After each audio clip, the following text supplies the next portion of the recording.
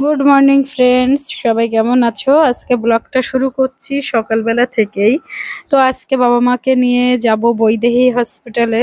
সাই বাবা বৈদেহী দুটোই কাছাকাছি, তো আমরা যাব বৈদেহীতে। এখানে সাউথ ইন্ডিয়ান ব্রেকফাস্ট নিয়ে আসা হয়েছিল বাইরে থেকে। এখানে ছিল মশলা রাইস আর সেই সাথে ছিল ডালের বড়া। এগুলো খেয়ে এবার আমরা বাইরে বের হয়েছি। এই আনুমানিক 8:30-9টার মধ্যেই বের হয়ে গিয়েছি আমরা।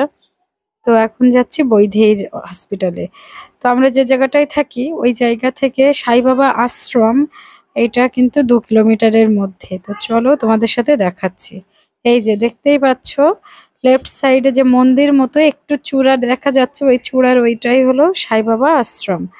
তো আমরা এখান থেকে চলে যাচ্ছি এবার কাঠগুড়িতে, মানে যে এরিয়াতে আমরা থাকি এই এরিয়াতে কিন্তু গত বছর নতুন মেট্রো চালু হয়েছে। তো metro station, rail station, bus stand সব কিন্তু কাছাকাছি এখানে, মানে এই ফ্লাইওভারটার নিচেই কিন্তু স্টেশন আর বাস স্ট্যান্ড। এই যে এবার আমরা চলে যাচ্ছি এখান থেকে, প্রায় হসপিটালের কাছাকাছি চলে এসেছি। তার আগে কিন্তু এই যে সাই বাবা হসপিটাল, এটাই কিন্তু সাই বাবা হসপিটাল, যেটা বাইরে থেকে প্রচুর লোক এখানে আসে ডক্টর দেখানোর জন্য। তো তোমাদের সাথে সেটাই শেয়ার করছি, অনেক বড় জায়গা জুড়ে এই হসপিটালটা। তো সাই বাবা হসপিটাল থেকে কিন্তু বৈদেহী হসপিটাল ওয়াকিং ডিস্টেন্স 10 থেকে 15 মিনিটের মধ্যেই পৌঁছিয়ে যাওয়া যায়। এই যে আমরা বৈদেহীর গেটের এখানে চলে এসছি, এবার চলে যাচ্ছি এই গেটের মধ্যে। আমি হসপিটালের ভেতরটার ভিডিও করিনি, তাই তোমাদেরকে কিন্তু গেট পর্যন্তই শেয়ার করতে পারি। আর বৈদেহী হসপিটালের এই যে রাস্তা ধরে যাচ্ছি, এই রাস্তার এখানে ফাল্গুন মাসে এত ভালো ফুল ফোটে, দেখতেও সুন্দর লাগে। এই যে মেইন গেট এটা বৈদেহী হসপিটালের। তো এখান থেকে এবার আমরা হসপিটালের প্রাঙ্গণে ঢুকে যাচ্ছি। এই যে, আর অনেক বড় এরিয়া জুড়ে কিন্তু এই বৈদেহী মেডিকেল কলেজটা।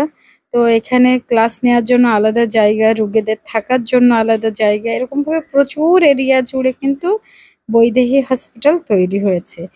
আর বৈদেহী হসপিটালের এক সাইডে কিন্তু বেঙ্গলিতেই লেখা আছে বৈদেহী হসপিটাল, আর অন্য সাইডে আছে কিন্তু কন্নড়া ল্যাঙ্গুয়েজে। তো আমরা এই বৈদেহী হসপিটালের যে গেটটা আছে, তো এই গেটের সামনে দিয়েই চলে যাচ্ছে এবার খাবারের জায়গাটায়। আমি ভেতরের কোনো অংশ শ্যুট করিনি, কেননা এত রুগীর মধ্যে না আমার ঠিক এগুলো ভালোও লাগে না। সেই জন্য জাস্ট নিজেদের ডাক্তার দেখিয়েছি, মা বাবাকে দেখিয়ে চলে যাচ্ছি এখানে লাঞ্চ ব্রেকের জন্য। আর বাবা মাকে নিয়ে যাচ্ছি সাউথ ইন্ডিয়ান কি খাওয়া যায় সেই খাবারের জন্য, চলেও এসছি। আর এই যে আমাদের খাবার এখানে নিয়ে নিয়েছি, তো বলে ভেজ পোলাও, সেই সাথে নিয়েছিলাম ভেজ গ্রিল স্যান্ডউইচ, যেটা আমার তো ভীষণ প্রিয়। আর সেই সাথে ছিল মোসেম্বি জুস। পরে অবশ্য আইসক্রিম খেয়েছিলাম।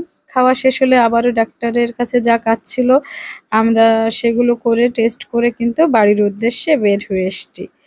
যেহেতু আমি চলে যাব সেহেতু কিন্তু এই রাস্তাগুলো দেখেও মন খারাপ লাগছে, কেননা এই রাস্তা ধরে যে কতবার আসা যাওয়া করেছি।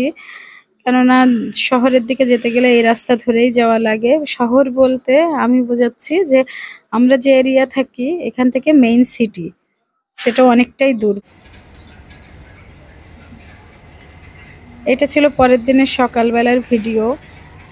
আমি যে ফ্ল্যাটে থাকি সেই ফ্ল্যাটের ব্যালকনি থেকে এটা আমি শ্যুট করেছিলাম, এটা পরের দিনের ভিডিও।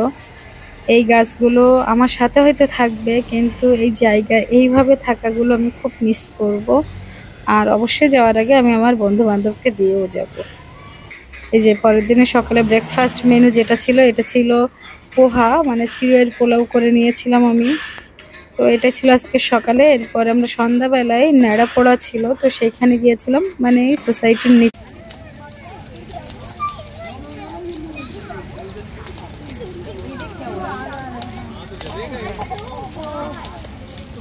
अरे वो फट रहा है, किसी का बाजू में आ जाओ।